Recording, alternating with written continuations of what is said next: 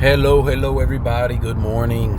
Today's August 14th. It is roughly 8:22 a.m.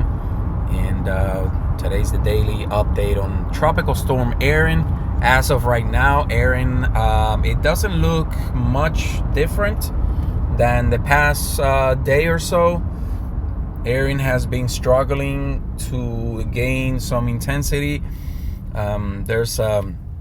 It has pretty much ingested some dry air. The Saharan dust has been pretty prevalent, and the sea surface temperatures, they have not been the warmest, if you could say that. But that's about to change. Today, specifically tonight, conditions are supposed to be a lot better. It's going to go into further west in the Caribbean, where the sea surface temperatures and the heat contents are much better than the past few days. So that should definitely bump up the intensity for Erin. You guys are seeing the satellite imagery. Based on the satellite imagery, it looks to me like it's moving mostly west, if not slightly north. Now, it's not expected to actually move north until tonight. So I would say roughly 10 to 12 hours. The track should start shifting further north. If that's gonna happen or not, we don't know yet.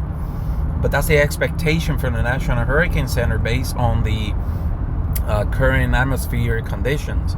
I've talked about these previous videos about the Bermuda high and high pressures and all that, the supposed break that we're supposed to see on the western part of the high pressure system.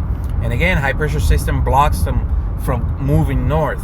So right now, the high pressure system has been really strong, and that's why you see that Erin has been moving west for the past few days. But that is expected to change, to weaken some, and allowing Erin to kind of start moving or taking more of a northerly track. Today at 4 p.m., the first Hurricane Hunter flight is supposed to take place. The Hurricane Hunters are supposed to take off from Barbados. And last night and yesterday afternoon, NOAA and Hurricane Hunters, they actually reposition some airplanes to Bermuda to intercept Erin and be able to find out how, with the live information, of course, get live data from the storm itself. Now, there's two planes that got sent. One, the Hurricane Hunters, and then the NOAA plane, which, like I mentioned before, is the plane that flies really high altitudes to sample the atmosphere and see where the high pressure is, how strong it is, etc. So that's what. So in other words, tonight's probably 11 p.m. potentially 11 p.m. Update should reflect some of the new changes or the new data from the Hurricane Hunters. Now let's go back and see. So as far as Erin, the consensus keeps having it east of the United States, so kind of going between Bermuda and the east coast of the United States. But the whole day yesterday, the trend was more west, with the icon having the worst case scenario for the United States. If I go into the future, I mean, last night it had Erin. See, it kind of has pretty much backed up. Well, somewhat. Yesterday it was showing Erin more like around this area, so a lot closer as a Category 5 hurricane. So obviously, I wouldn't trust that, because look right now, obviously they backed off. I mean, it's still 9:45. That's a major hurricane, so don't get me wrong. But that would be the difference between a Category 3 and a Category 5, okay? Now, the main thing with Erin is there's a lot of uncertainty within the models because again, we don't have live data, especially from the hurricane hunters. So once we get that data, we're gonna have a lot better idea where Erin may potentially go.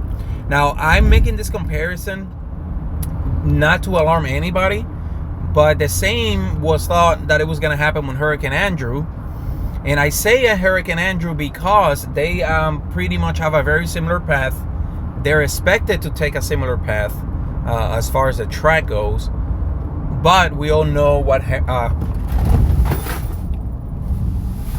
Hurricane Andrew did as far as track and everything.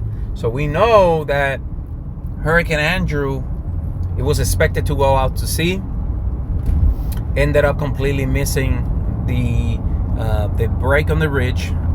The Bermuda High and the high pressure systems actually were stronger than expected, and that's what ended up happening, and ended up blocking Andrew, and Andrew basically just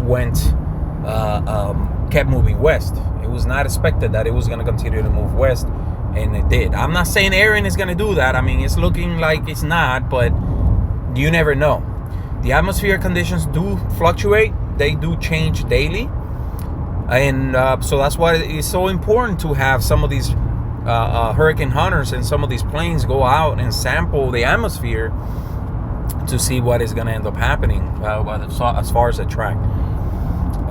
But today, for me, I believe today will be the day that is going to be, I don't want to say the most important day, but potentially, because today's the day that is supposed to, later today, is supposed to start gaining some latitude and going more, again, taking more of a northerly track.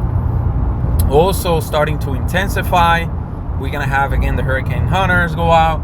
So today is going to be a very, very important day for us to know where potentially Erin is going to go. And again, this is going to change, but today will be the day that is going to start giving us a better picture of what is going to happen. Now, let me read also the National Hurricane discussion for 5 a.m., which is the last one that they published. So basically, it says Erin continues westward. It also says that forecast to become a hurricane by Friday. So by tomorrow, it should be a hurricane. Now, as far as the latitude, it is sitting at 16.3. So he's dead. I mean, literally, he's moving west. He's not moving anywhere else. That's what it has been doing for the past like 3 days.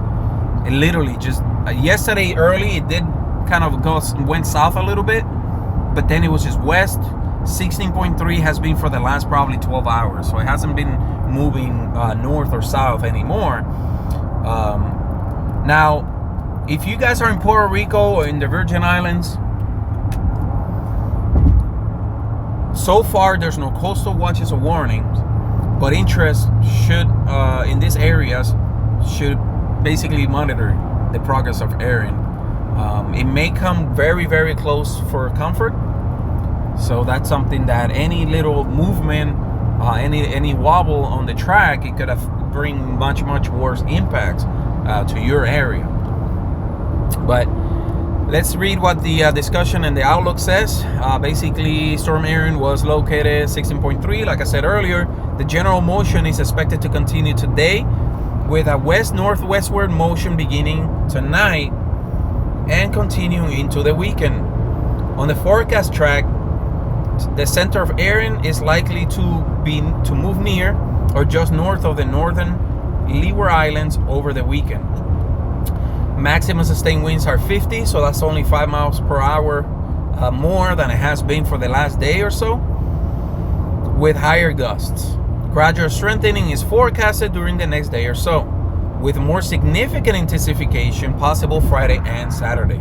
So probably Friday night, Saturday, potentially Sunday, that's when it's expected to become a major hurricane. Okay. What else? The tropical storm wind field is about 60 miles. So it has expanded a little bit, but nothing significant. And basically that's what's happened as of 5 o'clock this morning, guys. Today I'm expected to make probably another video later today, especially I would say after the hurricane hunters fly in and we start getting some data. So that will give us a better idea again what is going to happen, and we're going to have more to talk about. But other than that, guys, have a safe Thursday. I'm already in Friday mode. Have a safe Thursday. Keep an eye on the tropics. I will keep you posted, of course. Don't forget to like this video, subscribe, and I'll see you on the next one.